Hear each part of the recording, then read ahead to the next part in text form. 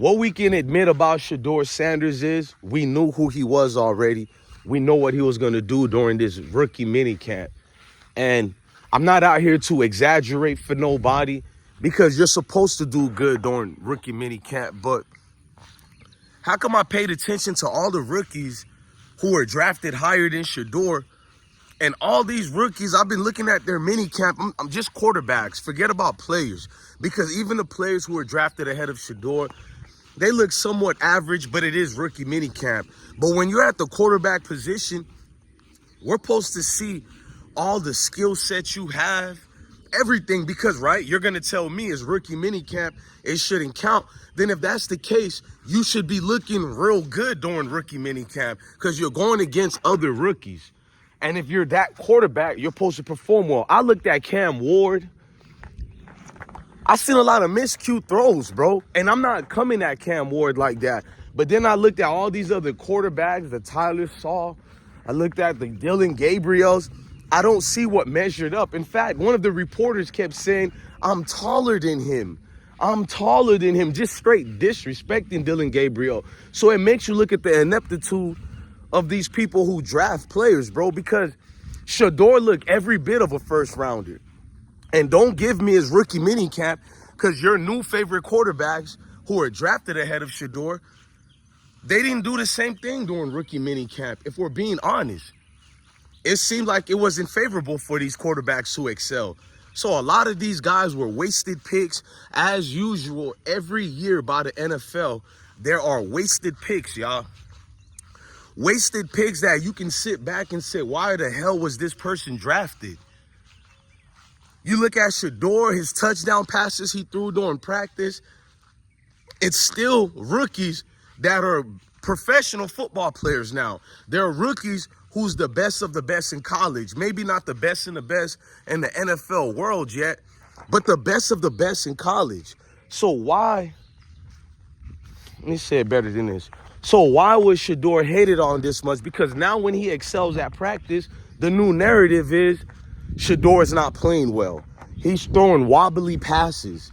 So what people are doing, they're skipping past all his highlights where he excelled at that rookie mini camp. He looked good. Even the haters admitted he looked good. Now all of a sudden, these so-called experts are telling us that Shedeur didn't really look to par or this and that. Just say you don't like black folks. Can we stop beating around the bush? This is for every troll in the comments, every so-called NFL draft experts who are just another drunk like Todd McShay. Could we knock it off with this situation of, oh, you know, I don't have anything personally against Shedeur. It's just that I don't think he's a good quarterback. No, you just think he's a black dude that you don't like the confidence. You feel insecure with what he exudes out here. I would respect a lot of you people more if you just say that. It's not like I'm a professional victim. I'm a cry. When I make these videos, it's because of how fake a lot of you racists are. And it's like you can't never say it. And then some of you people, it's not even about racism. You were born to not like us because it's a spiritual warfare. So you get uncomfortable based on what I say, because I've seen a lot of the male counterpart who don't even realize why they hate this individual besides the individual being melanated. So they'll come with all these ideals for whatever reason. I just don't like him. I don't know, but I can't stand him. We know that. We know you can't stand him. And then what's even more like weird by a lot of these people, they'll pretend to like Cam Ward as if it can offset every negative things they've been saying about Shedeur. So the whole truth about these folks is it's a wicked nature in them, bro, because how can Shedeur be playing awful in minicamp when we all watched what you so-called experts watch? We all watched the same thing. That man was throwing money passes. He was throwing dimes. Shedeur was doing the damn thing, and we seen Dylan Gabriel in the same settings not really play that well. Miscues of throws left and right, but the media didn't even pounce on that. So they took one wobbly highlight, which Shedeur threw it over the shoulder, a perfect pass, but because it wobbled a little bit, they were trying to critique that. When we've seen Peyton Manning passes wobbled almost his entire career, from when he was at Tennessee to when he was at Indianapolis Colts to even the Denver Broncos. Peyton Manning never had a zip on the ball like that. Maybe one or two plays he'll throw a zip. Majority of the time, Peyton Manning, balls were wobbly. Nobody ever criticized that. But that's my point, the nitpicking. Because they dislike us, they find any of these weird reasoning. Like I just seen a video talking about draft experts explain why Shedeur fell. Well, if they're draft experts, they would have told us Shedeur would have been in a 5th round or a 6th round a while ago. That's not the case of what happened, is it? Right? But these are draft experts, you tell me. They're draft experts. How can one be an expert when the only time he gives any real opinion or facts about a sport is after the fact? I mean, who can't do that? What kindergartner can't do that? And that's my thing, man. What I seen from Shedeur was leadership. I'm gonna tell you what I took away from minicamp. I seen leadership. I seen a general in action ready to lead his men in combat, which is the football field. Not trying to compare it to military soldiers. Salute to all my vets out there. At the end of the day, Shedeur was up front with the media. He didn't sugarcoat nothing, right? That's a lot of things I took away from that. My man didn't sugarcoat his feelings. He expressed frustration while still being reserved and cool, calm, and collected. I like what I seen in Shedeur.